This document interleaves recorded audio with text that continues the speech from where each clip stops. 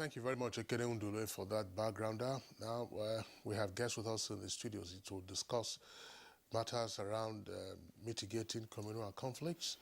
Let's welcome Dr. Joseph Ochogo. He's an associate professor at the Institute for Peace and Conflict Resolution. Dr. Ochogo, delighted to have you again on Good Morning Nigeria. Thank you very much. Good to be in the studio once again. Good morning, Nigerian. Also here with us in the studios, regular now on Good Morning Nigeria, is the Reverend John Joseph Hayab. He's Country Director, Global Peace Foundation, Nigeria. The Reverend John, pleasure to have you with us this morning. Thank you very much, and Nigerians, good morning once again. And from our Just Network Center, we have Dan Manjang, he's the Honorable Commissioner for Information, Plateau State. Welcome to Good Morning Nigeria.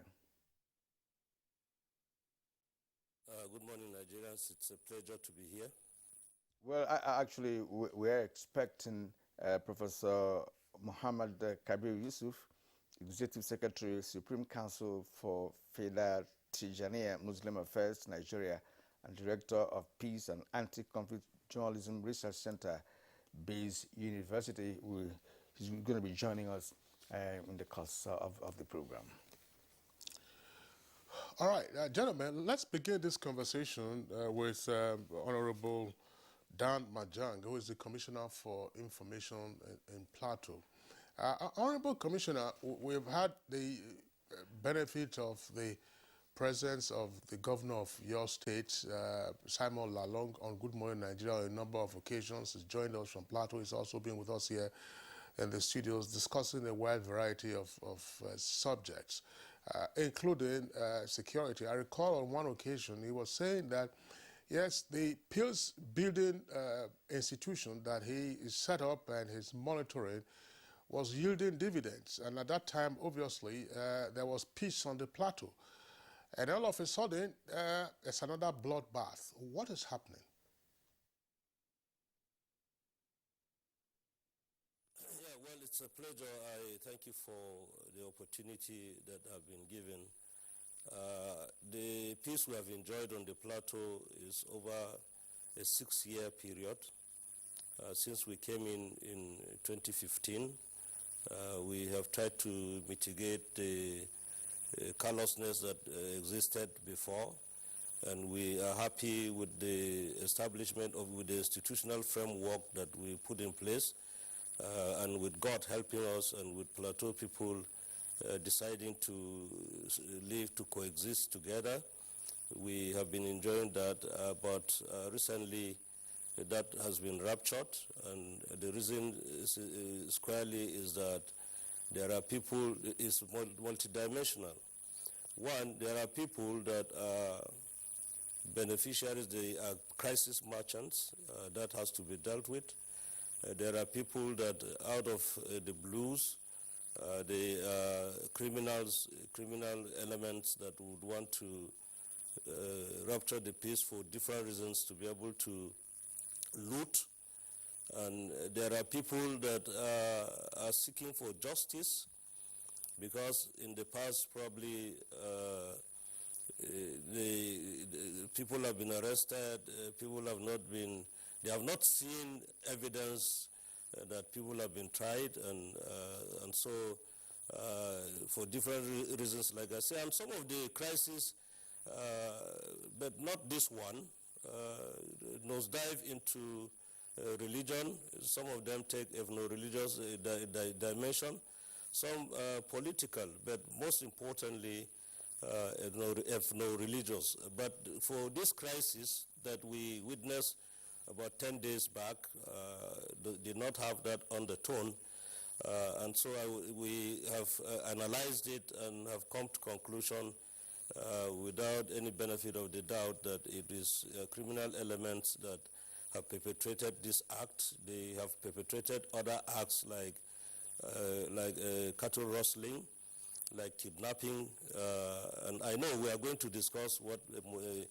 modalities the state government has been able to put in place to make sure that we deal with situations like this. But essentially, those are some of the reasons that we have isolated to find out that we are going back to the dark days Of course, there are, until we deal with the situation, most importantly, people that benefit from this kind of crisis, we profile them and deal with it and give justice to who deserves justice.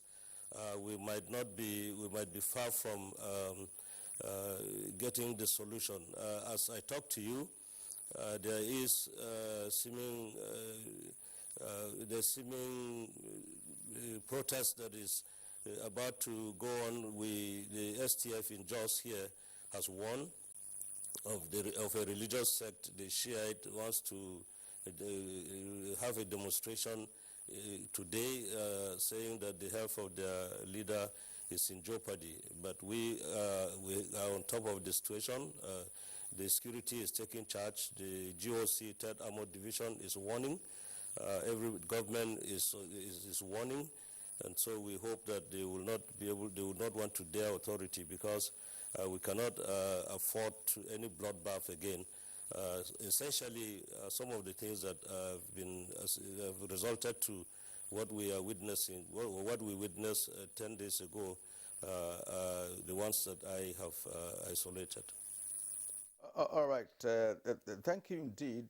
From all indications, and of course going by part of your last statement, it does appear that there's still tension in Jos, the capital city of Plateau. We will return to you in the course of the program so that we can also perhaps delve into the intricacies of this continuous, unwanted killing in Jos. Now, let's come back here.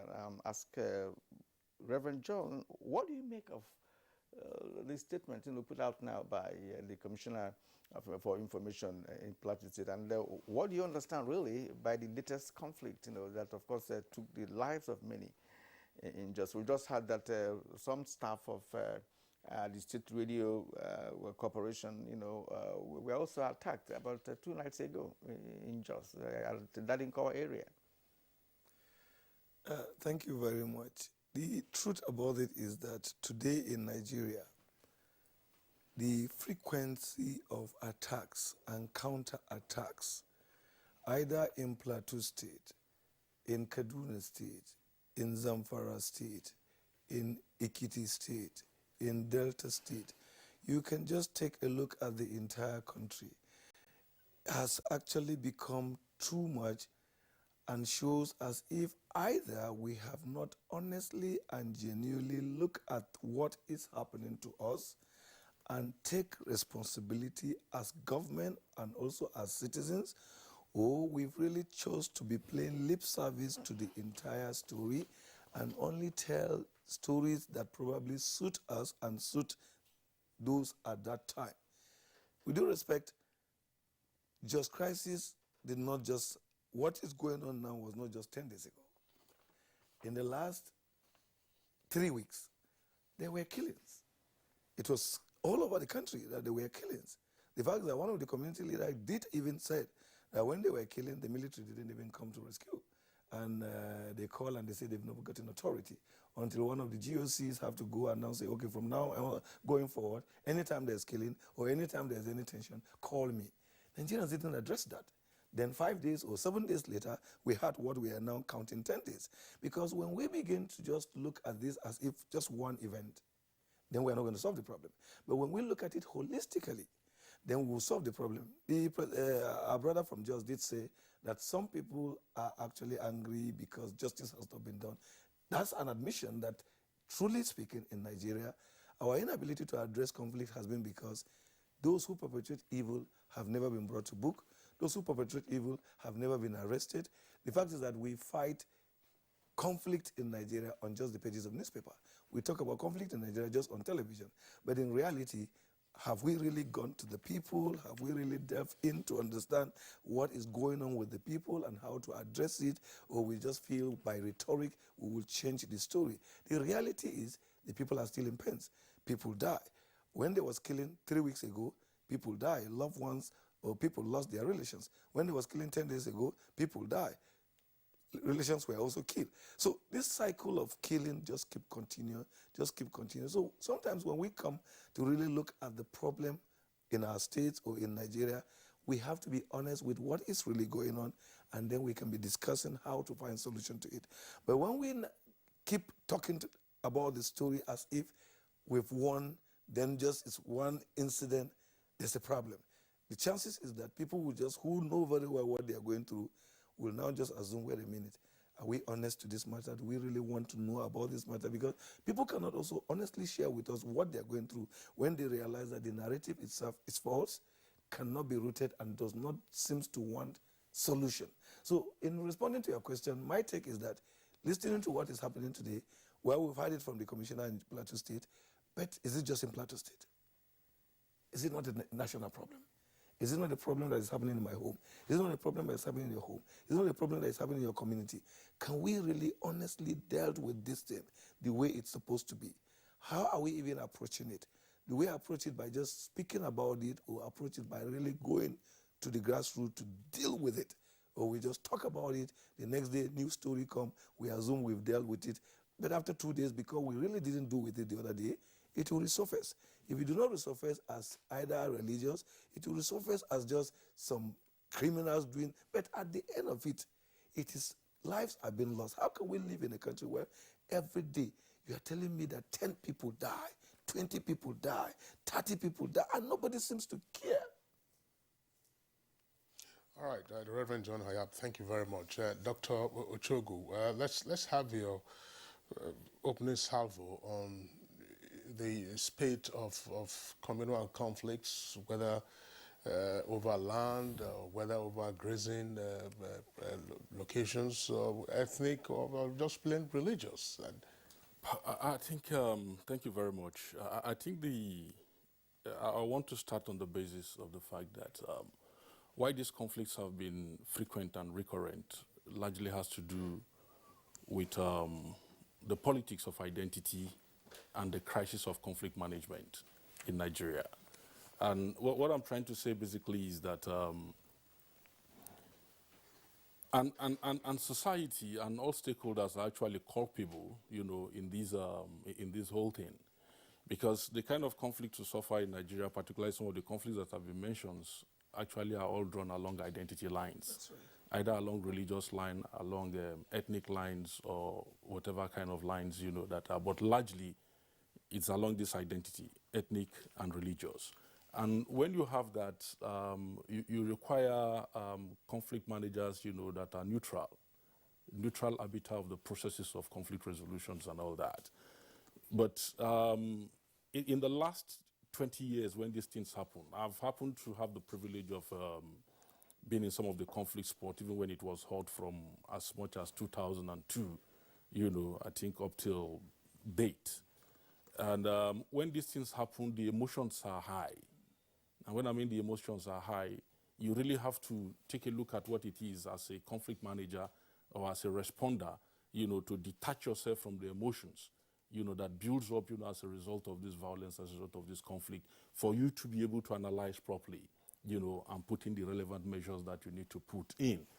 But along the line, in one of the studies that I've conducted some years back, it was glaring, that actors, both state and non-actors, were culpable, in terms of their partisanship in the processes of conflict management that we suffer. And even across the levels of government, across the different tiers of government, from the federal, the state, and at the local level. So, and when you find conflict managers being emotionally, attached or play partisan role, in the process of conflict management, that conflict will continue to linger, because the issues of justice are going to be skewed, in a way, that does not provide the right solutions that it needs to. And even the newspapers, are even guilty of this, because if you look at the reportage, of the various newspapers, depending on either the proprietor of the newspaper or the location of the newspaper, you see their reportage, and the sensation and the emotion, that is attached to the reporting skewed towards a particular party along identity lines, which is ordinarily not supposed to be. And even the international media also is culpable in terms of this reportage and in terms of the biasness, in reporting identity conflicts in Nigeria. So depending on where the person comes from. And I think that this is a very major problem. And that is why we appeal, for professionalism, professionalism among both state actors, and non-state actors, in the management of conflict, where, the intervening powers or agencies, detach themselves, first and foremost. If, for example, as a Christian, you visit a place where you know that a lot of people have been killed, and all that, the first and foremost is to detach yourself. It's just like a medical practitioner. You have to detach yourself from the process for you to be able to diagnose and provide the right remedy into it. Because if you get very emotional, around it too, you can likely do much about it. So the outcome is going to be different. I think that on what has happened in the plateau, in recent time, is to say that His Excellency, the gentleman, Governor Lalong, if you look at him, he's a gentleman. You can't take that from him. He's an easygoing man. And I think that what he has done since he came was to try to change perception of marginalization, and bring some sense of inclusion, in the governance process of Plateau. But that does not mean that some of the issues, the key issues, have been dealt with. I know, of course, that they set up the Plateau Peace Building Agencies, and several other international NGOs too are working in the Plateau, trying to build some of these things. But what is key actually is taking this initiative to the people in the grassroots, bringing them into joint programming and relationship building, from the different identity lines and the different fault lines of this conflict. Allow the youths of this place to know themselves, the youth of this other community to know themselves. Let them play football, play volleyball, do sporting activities and cultural activities together, and do a lot of exchanges among themselves, even in their marketplaces, such that an external actor cannot come into that community, to penetrate them. Because if something happened, they have a reporting system. And I can tell you that even Plateau State have an early warning, early response system, that was developed by Search for Common Ground and for the operation, the military operation that is there, where you report on the spot and all that. But we must go beyond that, to begin to engage the people directly, because peace itself is with the people. It is not standing in isolation somewhere, either with the government. It is the people, that can even respond, that can check some of these things. And the issue of justice that you've spoken about, and I think that is a trend, that is becoming common in Plateau right now, because I think this same thing happened about 2 years back when communities were being attacked, in Jos South and all that, and they weren't getting any sense of justice and all that. And suddenly one day when they were taking the deceased people, from the hospital and all that, on Sunday, I think by 11 o'clock or 12 o'clock, I know I arrived just around 11 o'clock and checked into the hotel. And by 12 o'clock, people were looking sober for a program, because the people have marched onto the road and the carnage was on innocent travelers. So that is where they think they could transfer their reprisal or whatever to. So I think that state actors, particularly the military, who have been trying their best in the last decades, in Plateau State and trying to cut this, they need to do more, because they can't reach everywhere in the place there. So peace actually must be given to the people, and the people must own the peace, the process and all that. But the government and other people, stakeholders, must facilitate this process as quickly as they can.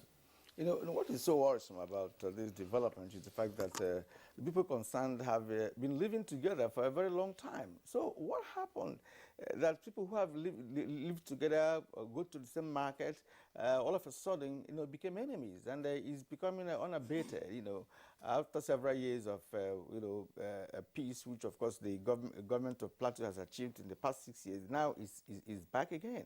So that means that the wound has not been healed properly. All right, now let's welcome Professor Muhammad Kabir Yusuf, Executive Secretary, Supreme Council for the FIDA Tijaniya Muslim Affairs, Nigeria, and Director of Peace and Anti-Conflict Journalism Research Center, Bayes University. Prof, you're welcome. Thank you. Thank you for having me. All right, now let's get your take, on the recent the development in Plateau. Of course, you've heard about it. Let's know your own views about what actually played out in the past 10 days. Okay, thank you very much for having me. And this conflict that happened in Plateau State, to me, it's not just something that I've heard about. It has happened to some specific people who are described as Tijani brothers who are coming from Bauchi Zikir. And that particular event that they have attended, I have attended the same event as well. And I have passed through Jos going to Bauchi only that coming back, I passed through Kano. So it's something to me that I can say I have first-hand information. These are people that I was with the night before they died. So yeah, it's something that I have first-hand information about. Tijani people are known in Nigeria for being very peaceful people. They don't get involved in any conflict.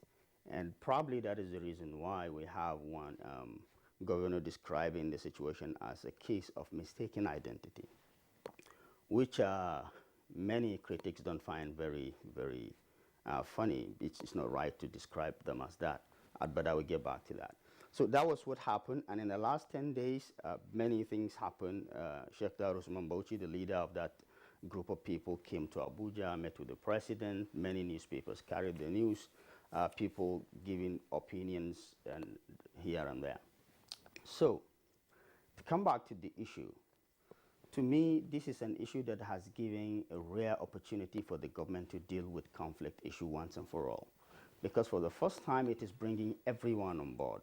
It has started with the same problem of othering and then speaking about people from the very stereotypical viewpoint that these Fulanis and these are likely coming to wreak some havoc, and then the people that kill them, these are this Irigwe tribe and all of that. But you can see from the framing of the news on the newspapers and televisions and radio programs about it, that we have been moving gradually from that framing into a much broader framing.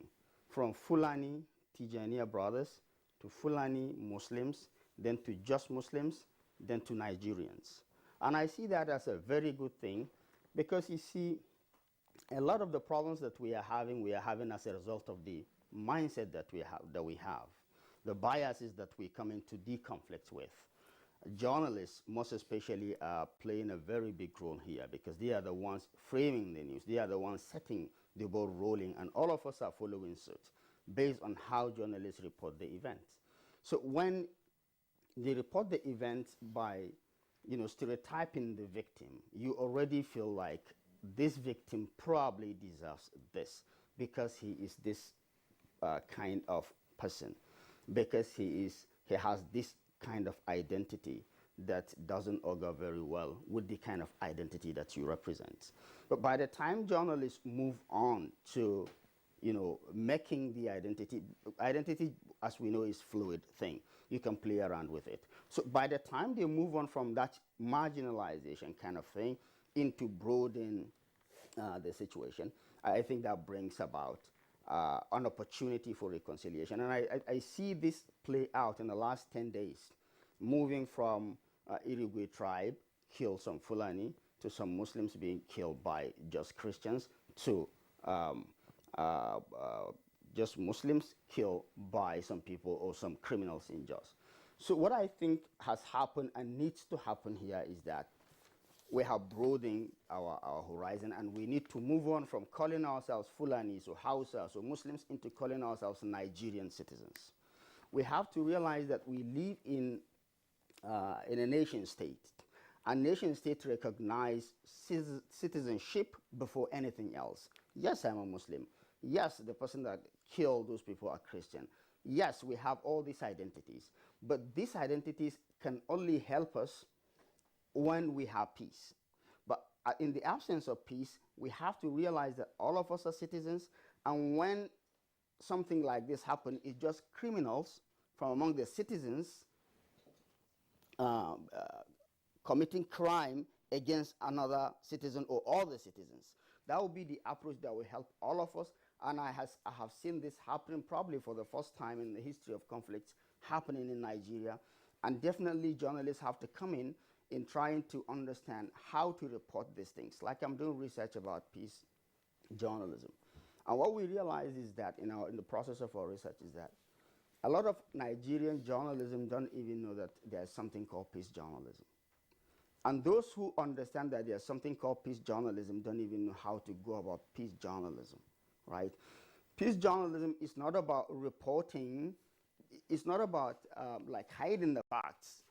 It's not about reporting what you think happened exactly, but it's about reporting it in a way that is going to help the situation. It's reporting it in a way that you put the fact together, in a way that they are going to make everyone calm, in a way that it's going to make everyone feel like, okay, I want to move on. That is what peace journalism is all about. And Nigerian journalists definitely need a lot of trainings and retrainings on how to get this right so that they will start reporting this conflict in the right way and in the way that it's going to help everyone. All right. Thank you very much, Mohammed Kabir. We will come back to you later on in the course of the conversation. Let's return to, excuse me, to Jos Dan Majang, Commissioner for Information in Plateau. There are a few things that, of course, have come up in the course of this conversation, including what you said. Listening to Joseph Ochogo, he did say that one of the ways to ensure that current peace-building efforts really gain traction will be to percolate it down to the people. Let the people take ownership of this peace initiatives. And I'm just wondering, I mean, it says, look, for instance, let them play football, play volleyball together. If you grew up in Plateau, and I imagine you did, Mighty Jets Football Club of Jos was populated by persons from different parts of the country. You had Igbo players, you had Yoruba guys, Sule Kekere, Sangaba Okoye, Kenneth Olayombo, and so on and so forth, who were there. I recall these names fondly because in 1972, they lost to Bendel Insurance in that year's FA Cup. And Kirian doesn't want me to remind him of what Bendel Insurance did to Rangers in 1978. But talking more seriously, Dan Majang, I mean, that was the story of the Plateau. And even after the era of Mighty Jets, I mean, people had romantic ideas about Plateau. And even when the Plateau started to simmer and sometimes boil over, there was the experience just about 10 years ago in Dadinkowa, where there was a community-based peace-building effort. And for a long time, all kinds of persons with identities, whether ethnic or religious, banded together, created their own early warning systems and early warning signals, and were able to live in peace. Again, I ask the question, what has unraveled, and how might we begin to patch back the pieces? Yes, thank you very much. Before I get back to your question, let me quickly refer to what Mohammed had said. One of the problems that we have really right now is being able to, we should as much as possible try to avoid stereotyping people. When he said that Christians kill Fulani, those are the kinds of narratives that inflame passions. Mentioning of Irigwe, killing Fulani, until this is profiled, it is very, very difficult, because those are the issues that we have been battling with in the few days that have passed, that this is an act of criminality. Arrests have been made, prosecution is going on, and it would be hasty for us to stereotype people and say that this is with certainty that this is what has happened. Because even if he was mentioning it in passing, it is something that is a very sensitive matter that we must correct the impression and try to avoid that. Having said that, the narrative which you have brought, I also have it. I know how we used to live when we were growing up with our brothers. In fact, I'm a Birom person. There are Birom people that bear the names of Fulani. You find somebody being called Buba. His father's name is Buba. You find somebody's Birom man. His father's name is Nyako, and Buba and Nyako are Fulani names. You find cross-cultural marriages. Fulani marrying Birom, Birom marrying Fulani, and other. If you go to Bokos, you find that Fulani marrying Ron people and the rest. And back to those days of the Mighty Jets, like you say, there is a lot that needs to be done. But what has happened today is multidimensional. The press, we saw a screaming headline about what is not verifiable in one of the dailies, and we became worrisome, saying Irigwe, stereotyping the Irigwe as militia, that Irigwe militia killed Fulani Muslim worshippers, and that 50 other people are at large. Those kinds of headlines, without even verifying them, inflame passions all over the state. And more so, everybody today in the era of this social media has become a journalist. If there's any profession that has been bastardized in recent times, it's journalism. You cannot go and do that with lawyers. You cannot wake up one day and become a lawyer. You cannot wake up one day and become a medical doctor.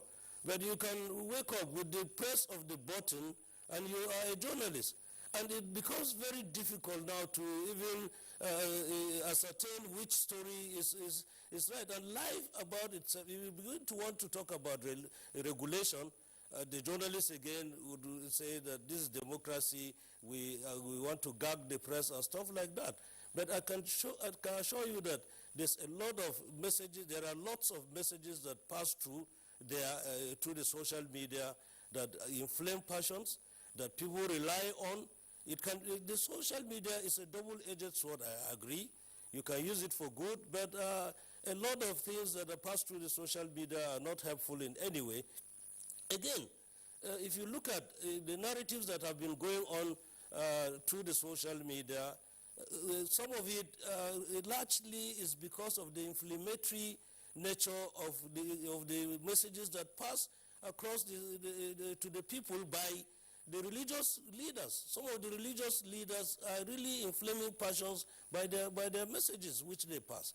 This one has to be dealt with. Little wonder, even though we have to exercise restraint, little wonder you find some states trying to regulating religious activities in their states. But we must also talk to ourselves. Those of us that mount the pulpit, either as Christians or Muslim clerics, must check the content for which we put out to the public. My brother, Reverend Joseph John Hayab, is there. He's a theologian. He's a pastor and theologian. I am also a theologian. And he does know that in the course of our training, in theological institutions, in theological training, there are issues that are raised of morality, there are issues that are raised of systematic theology, and they remain in the four corners of the classroom. By the time you bring them to the pulpit, it becomes counterproductive of what you are trying to do. And so what we have to choose exactly what we will tell the public, and we have been talking about communication. Communication, we should be seen to be doing communication for development. And that is what is the problem. Today, you do not know which story to believe. Today, you go to church or you go to mosque, and the messages that come are those that you can, invariably, you should not be able to swallow. You cannot push it through your throat. And one of the paramount rulers on the plateau once said that the way Christians and Muslims behave in this country calls for them to apologize to the traditional worshippers, because there is no traditional worshipper that will go and begin to cajole you to come and join his sect. If you misbehave by their own standards, it is instant punishment. And some people have also gone to say that they think that the God of today, I don't share in that kind of that kind of thinking, that the God of today is too compassionate, because it was instant judgment in the Old Testament era. But I'm not advocating that we need to go. We need to preach love. We need to preach peace. We need to preach forgiveness. And these are the issues. We have lost our values. We must retrace our steps from our homes, from our traditional institutions, to make sure that we teach values in our curriculums. There is a Center for Value and Attitudinal Reawakening in Plateau State by Reverend Professor Pandang Yamsat. that institution should be strengthened so that we regain our values.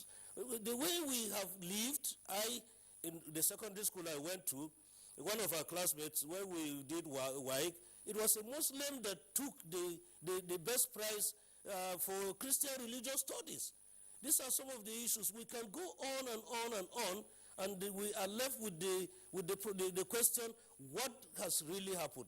For the past 6 years on the plateau, everybody, because there has been justice, because we have organized communities and we continue to do it tremendously. The Peace Building Agency has been doing quite a lot. All these things that you are saying, playing football, the youths playing football together, we have been doing the STF on the plateau, and the security generally has been doing fantastically well. And the religious institutions have been doing fantastically well. But what I'm saying is that there are issues. In fact, what is happening in Plateau State is that there are people that live outside of Jos, and they speak about Jos as if they don't know anything. Some people have not even been to Jos, and the way they speak about Jos in the negative is so alarming. I can assure you that the level of development of hospitality, the hospitality industry that is growing in Jos today, we have not seen it in the last 10, 20 years. Many people are relocating to Jos. Even as I talk to you, before this situation, there was no week, no weekend. You come weekends in Jos and you will not find space. You will not find any hotel that is empty. And that meant well. It means employment. It means IGR for government. It means we are really a hospitable people, and that is where we are. The issue is that we must look at our reportage, like we have isolated. We must look at our homilies from the various religious leaders that we have. We must also look at the issue of information that passes through the social media. There are instances where you see messages being passed through the social media that are clearly not of images from Plateau State or even from Nigeria. They are being recirculated, something that has happened 3 years. I've had to caution one of our elders. I asked him, I said, if you are passing messages that have been circulated about 3 years ago today, what do you stand to gain by that? What do you stand to gain by that? And if you should, by your standard of training and your age, you should not be the one to be seen to pass messages like that across. So these are issues that are multidimensional, and people talk about government should do this. Yes, we agree that we have a responsibility, but all hands must be on deck. Government is a segment of the whole. And this is what I can isolate for the moment about what's happening and some of the things that we need to do. All right, gentlemen, this conversation is actually centered on the mitigation of conflict and how, well, you have spoken well about Jos or what it used to be in the past. How can we bring that back? He has also mentioned something on several occasions that the issue is multi-dimensional, which in fact means that there are issues, there are unresolved matters. There is also an issue of ethno-religious thinking of the people. There's also the attitude of the people. There's also part of part of its illiteracy among adherents of different religious organizations and what have you. And again, talk about ethnicity as well. The one that happened 10 days ago, a particular community was pinned, to be responsible for that. And again, they may be retaliating what happened to them in the past. So that is why I want to buy into the idea of the issues being multidimensional. And I want to bring in Reverend Joseph Hayab once more. We have already painted a scenario, about Jos and what happened and all of that. And again, in your first, in the opening remarks, you also said that it's also happening in other parts of the country. Right. So how do we begin to tackle this issue? How do we begin to, trace our steps back and see how we can ensure that these things don't continue, because it's already escalating? Yeah, thank you very much, Kiran, for throwing this question. I think we've talked a lot about the issues, we've talked a lot about the problems, but I think sometimes we just talk less about the solution. How do we find our way out? In most of the submissions here, there were things we can see we are agreeing upon. One, there's a problem of communication. Then why don't we form a network for communication for peace, where young men will be involved, women will be involved, faith leaders will be involved, traditional rulers will be involved, people across different faith will be involved in such network for communication for peace. Why do I suggest that? Experience have shown that the Muslims, the Christians, the tribal groups, and different interests used to have social media platform where people would just come, send a message among them. If everybody is of the same tribe, everybody is of the same religion, they send messages that are stereotype in nature or prejudice in nature, and they just instigate themselves. We don't have a network where both Muslims and Christians are sharing the same story, but Plateau and Bauchi and other people are sharing the same story, so that someone out there who belongs to the other group will just say, wait a minute, I saw this story, and this story you are saying is not true. Because when it was presented at this network forum, we realized investigation have shown this story is not true. Because religious leaders, one of the privileged positions we have is we have people voluntarily listening to us, voluntarily obeying us, voluntarily wanting to hear our own view when there are issues. So such network for peace will help to douse or to clear issues or misinformation that are being spread. But when people continue to communicate among their tribe, among their religion, among their group, we will continue to have this mix-up and there is no connect. Number two, we talked about community peace-building approach, which I shared strongly about because peace is about the people in the community. Sometimes we talk about bandits. Bandits don't live in the air. They live among the community. When we talk about criminals, criminals don't live somewhere in the moon. They live in the community. So when we continue with this community peace-building approach, we will help to address issues. But here is the mix-up. It seems at the moment, most of our approach to community peace-building is more holistic and still within the city. When we meet with people in the city, we call it a community peace-building. It's not enough. There are people out there who don't belong to this holistic thing. I'm sorry, in Global Peace Foundation, one of the experiences we've had in the last 8 years is that peace building where some powerful names, whether they call themselves stakeholders or key people, just walk to one hotel and have discussions and televisions is being beamed around them, have always just been for show because you don't impact deeply into the people. So peace building is about the man out there who can actually carry the dagger. There are men out there in the motor park. Nobody goes there to even talk about peace with them. When we just say, we've done it, it is all over the radio, that man is not going to read newspaper. That man is not going to even listen to radio. That man is not even watching what I'm saying now because he has more access to TV. But that's the man who will quickly run, hit someone on the street, hit the other person, and because of his name, then identity comes in. You say, oh, because the man who hits the other man is Joseph, so it's Christian. Or because the other man who hits and kills the other man is Abdullah, oh, is Muslim. But nobody seems to go to them and now connect them with the reality of this conversation. So the conversation has still continued to be more about meeting of the elites in a big hotel or in the presence of camera, and we think that's peace work and that's a community peace building. That is not yet, it doesn't make an impact when it comes to the community.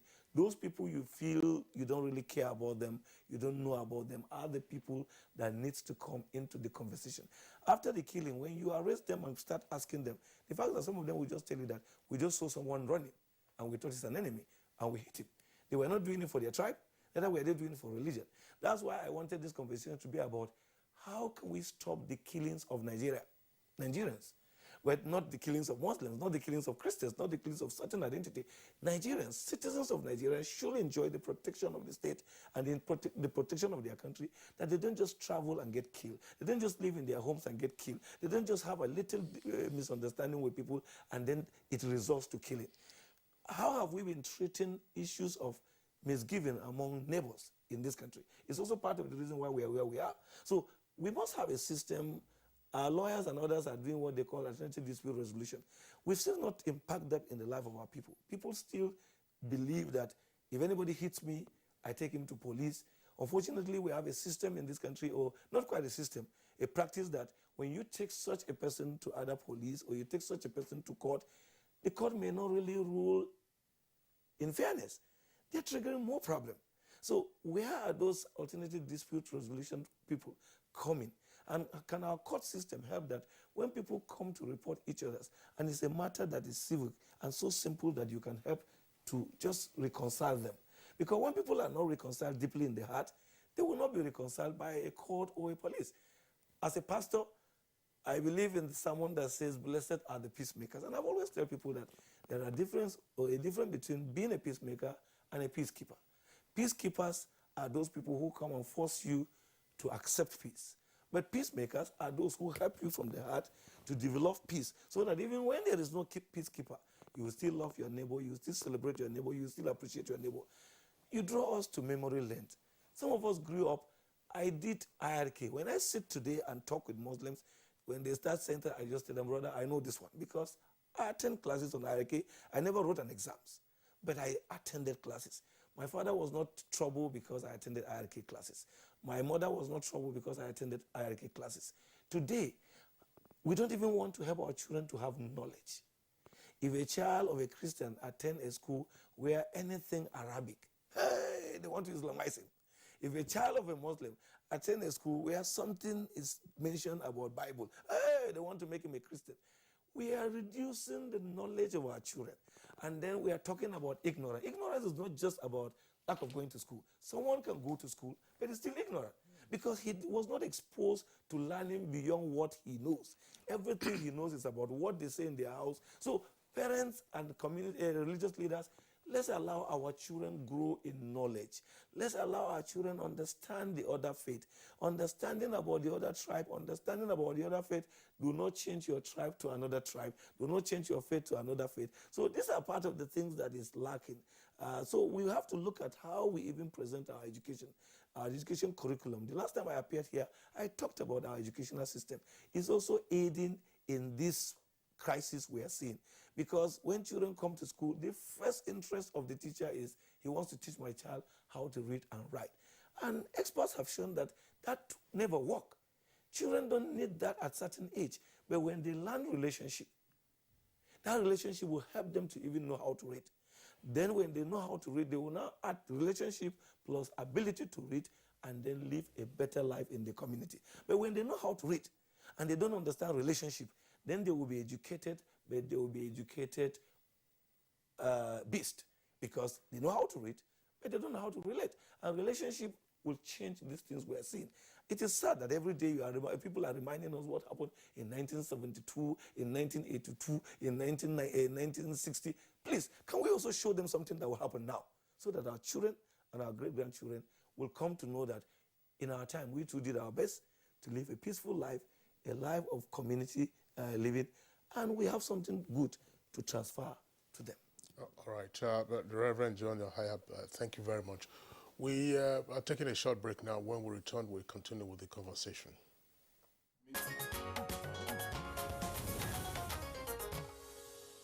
You are welcome back, and you're still watching Good Morning Nigeria on the network service of the Nigerian Television Authority. I want to bring in again Dr. Joseph Ochogo.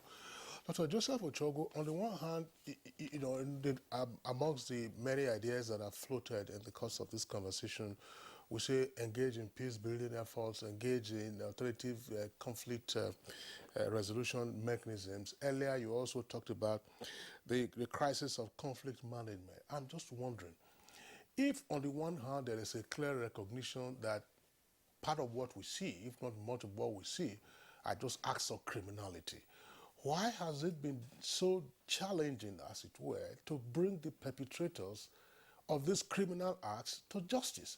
Or do we just say, okay, as part of resolving this crisis, let's bygones be bygones? So we bury them, and then those who feel hurt and have not received any justice for their losses, either of their property or of their loved ones, now wait for an opportune time, and then we are back to the cycle of revenge. So that a law just begins to take on, which is the law of lex talionis. Namely, you hit me now, I wait for an opportune time, I hit you again, I take revenge. Why is it difficult for us to say, look, let perpetrators of these criminal acts be brought to justice along with other mechanisms for peace building? Yeah, I think one of the major problems with crisis in Nigeria, particularly conflicts and whatever, is the nexus between conflict, crime and our politics. The violent perpetrators are actually connected in terms of those who perpetrate political violence, criminal violence, and violent conflict. And when the perpetrators are connected to the politics, it's difficult for the justice system to take its course. What I'm trying to say is that the real perpetrators of violence also have a political connection. It is the same actors. It's not easy to carry cutlass and cut somebody. Let's be very frank with ourselves. Or to carry knife or gun to shoot at somebody. Let's be very clear about that. So what that means is that there will be a rogue, a criminal, within a community or wherever, who is a known rogue, who is a known criminal, and people know them and know the kind of people they are, that these are violent perpetrators, that they are actors in their community or wherever they find themselves. So these same actors, from a few couple of scoping studies that I've done, across the country, it's the same people during elections that are hired. After elections, they begin to take to crime. It's the same group of people that serve as militias. It's not easy to kill a human being. Let's be very frank about that.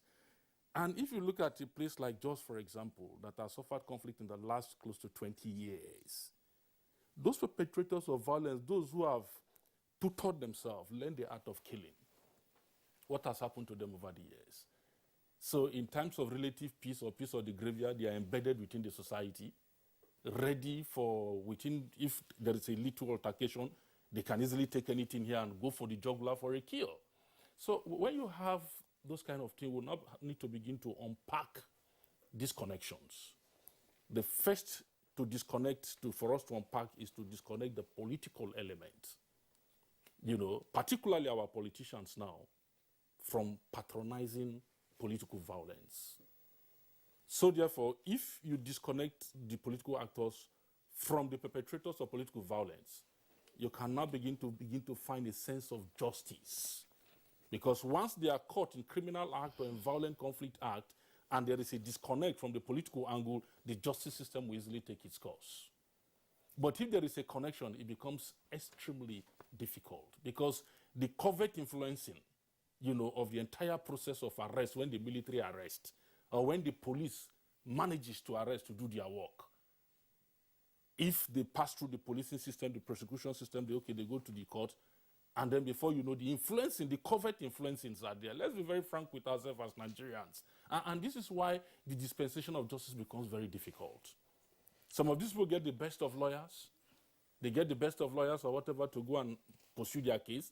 And on technical grounds, oftentimes judges of the courts might just look at it and say on technical ground they go, and the person goes back to the society again. So we must begin to isolate the criminal and violent elements in our society. And the first way to do it actually is to disconnect the political class. This is precisely from it. Part of Ochogu. Thank you very much. Kirian, you and I were on set yesterday. We were discussing the proposal for the establishment of an electoral offences commission to say that how might it be effective once it gets into operation without severe or acute political interference. This is precisely the challenge of implementation that you are going to face with that commission, because you have seen the connection you have brought in now, the usual thugs, usual thugs and political elements, and so on and so forth. Just go and do it, nothing will happen to you. And once the man is released, the first thing he does is to have a wrap of Indian hemp in one hand and a bottle of alcohol in the other, to say that it's above the law. All the young men that are involved in thuggery are all backed up by some political bigwigs. There's no doubt about that, because they will tell you that nothing will happen. You say, I'll do this and nothing will happen. And certainly nothing will happen. Even if you get the person arrested, in the next couple of hours, you receive a phone call, to say, look, release him. And he goes. All right, once again, Professor Muhammad Kabir Yusuf, coming here again. You listened to the Dan Manjang, Honorable Commissioner for Information, Plateau State. He made reference to your opening comments, and I believe you want to address that. And also, at this point of the program, we'll begin to look at the solutions. You know, how do we now prefer solutions to some of these, conflicts that we're talking about with the Plateau State, that is centerpiece of what we're discussing this morning. How do we begin to prefer solutions? Because the Commissioner also mentioned that the issues are multidimensional. Now, how do we begin to put the pieces together to say, look, you are maybe Fulani, maybe Birong, maybe Hausa, and what have you. As long as you live in Jos, you are a Jos citizen, so to speak. And, you know, let's begin to build peace. The governor has tried in the past 6 years, actually, you know, to maintain peace, you know, up to this moment, that we have now begin to see something that we are afraid that may escalate if care is not taken. Okay, thank you once again for having me. You see, while listening to the commissioner, a quote from Professor Jordan Peterson of University of Toronto, clinical psychology, comes to mind. He says people hate it when you force them to think in very high resolution. And quite honestly, this is the time for us, all of us, to come together and force ourselves to think in very high resolution. We're talking about two things.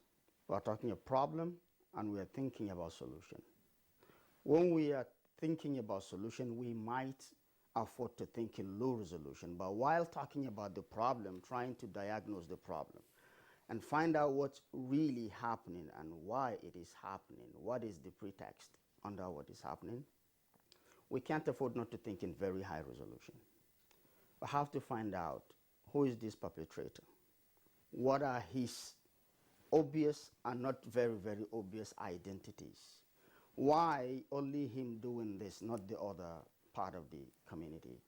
Like, for example, one of the speakers here mentioned that in some of the scoping they have done, they realize that the same culprits perpetrate the same crime, either it is conflict or it is political thuggery or tribal conflict, whatever. It's the same set of people. Why this set of people? And what is it that this set of people have in common that makes them have the confidence to keep doing the same thing, thinking that nothing is going to happen? We can't afford not to think in very high resolution in this respect. Then after this, when we come to think about the solution of this problem, then we can decide what part of their identity should we take for legal reasons. That is when we would decide, okay, everyone here is a Nigerian citizen committing crime against another Nigerian citizen, for the easy of taking action, and so that we don't create a situation whereby the problem is escalating. That is the reason we need to do that, because ordinarily, human identity is very fluid. We have many different identities, and we wear that identity like a gown, depending on the situation and convenience. Like, for example, those people who are killed in just problem in the last 10 days. If the same set of people, the very same set of people, are coming from a market and that event happened, the narrative right now is going to be different. If those set of people were killed in a different place, the narrative is going to be different. So where they are coming from constituted part of why we are talking about them through the same identity that we are talking about them today. And we have to do the same on the culprits as well.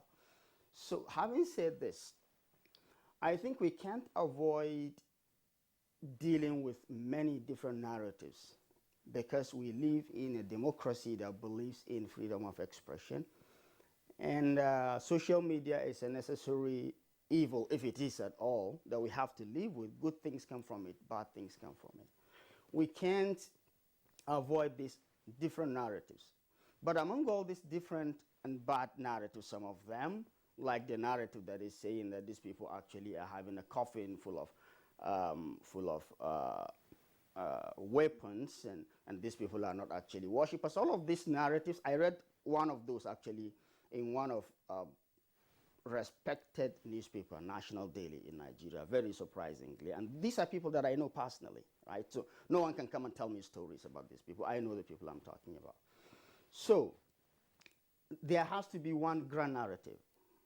And that one grand narrative has to be championed by good journalists. And that is where journalism comes in.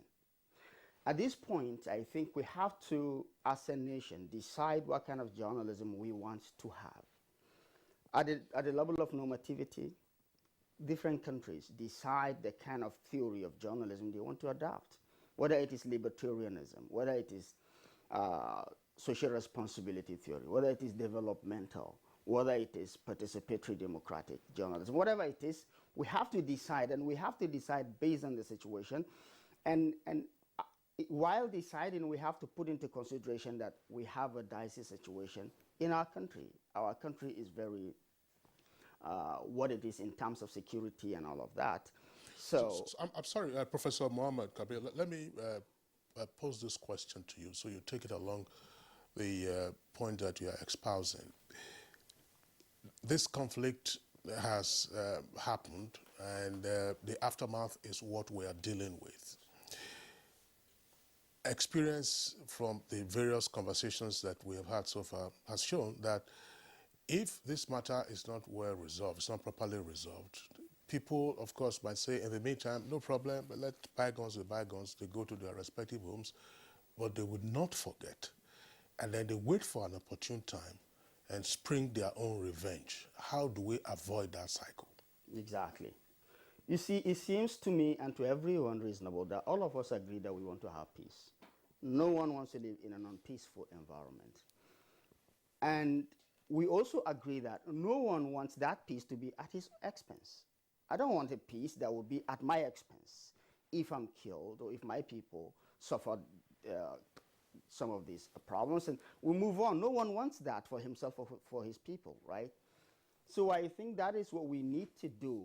We need to bring justice into the whole thing. When someone is a victim of this conflict, that person wants to see justice being served. And that is the only way we can avoid reprisals, we can avoid revenges, we can avoid trying to retaliate.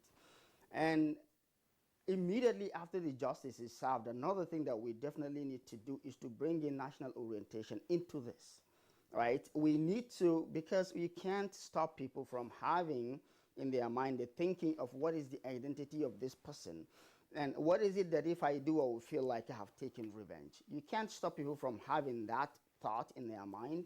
So what you need to do is to reorient people, reorient the society, give them the narrative, because the thing is, all narratives can be valid at some level, right? All narratives can be legitimate at some level.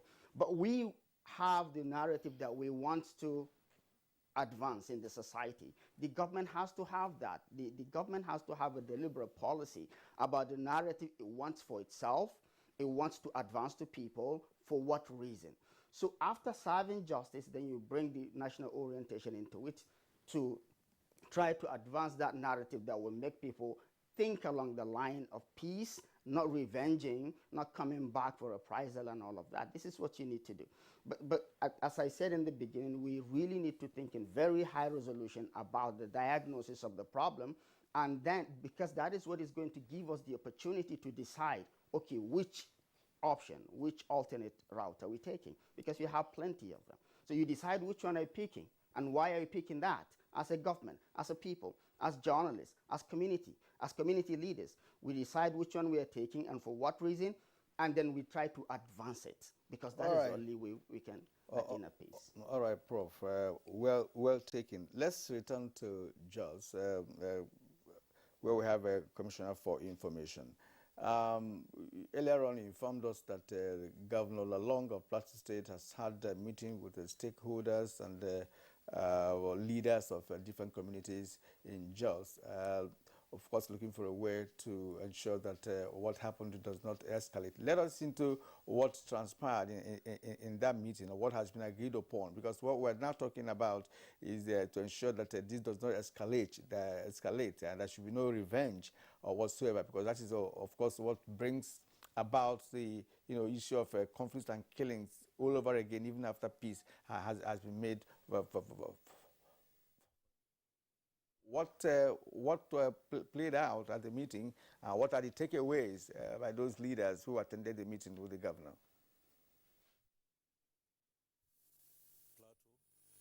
That gladdens our hearts as Plateau people. What is that scenario?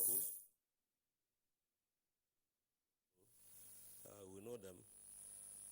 They are divided across party lines, but in the past week or 2 weeks or even days, you see some of the gladiators coexisting, accepting the fact that Governor Lalong is the governor of Plateau State. Last week, General Jeremiah Hussaini, came visiting to Government House. That is what has not happened in a long time. It was in public glare. He came under the guise of the chairman of North Central Elders. That was widely publicized, and it gladdens our heart.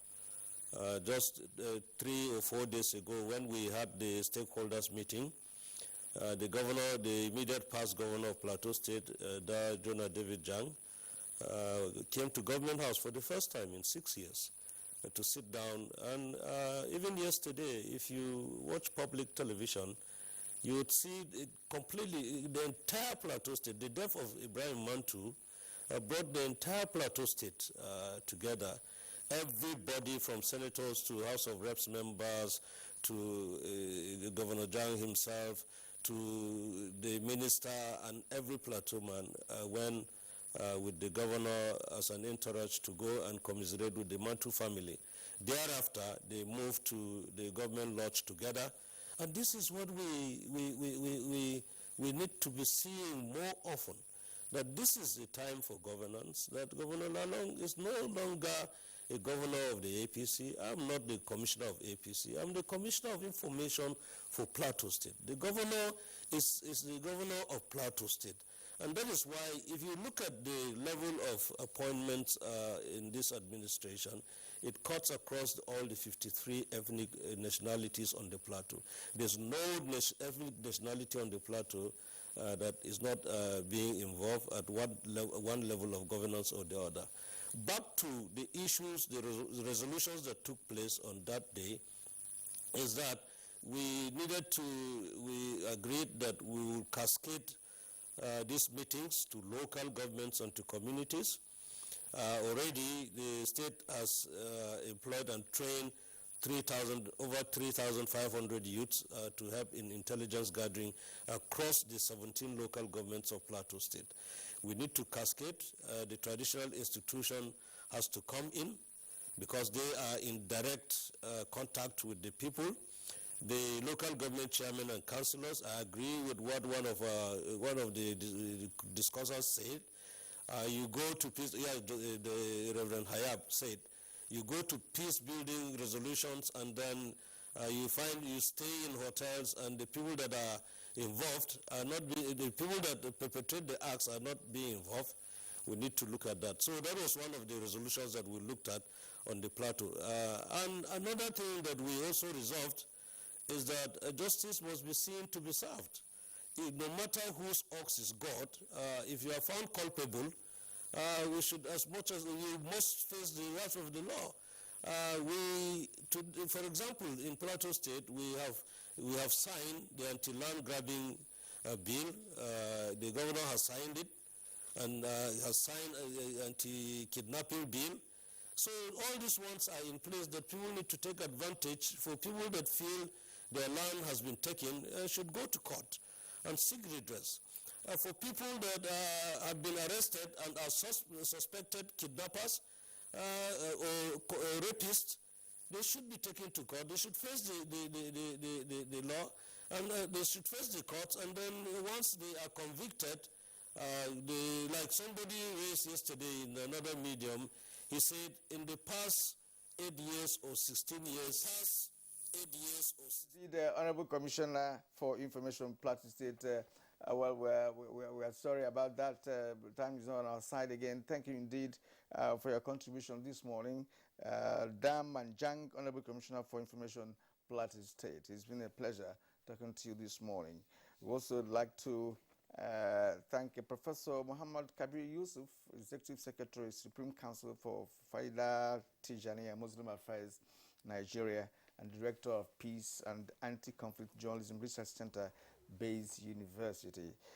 Thank you, sir, for coming here this morning. And Reverend John Joseph Hayab, Country Director, Global Peace Foundation, Nigeria. Thank you for your contributions. And Dr. Joseph Ochogu, Associate Research and Policy Analysis Institute for Peace and Conflict Resolution, IPCR. We also like to appreciate you for being part of our show this morning. Thank you. All right, before we leave you, let's take some sports news.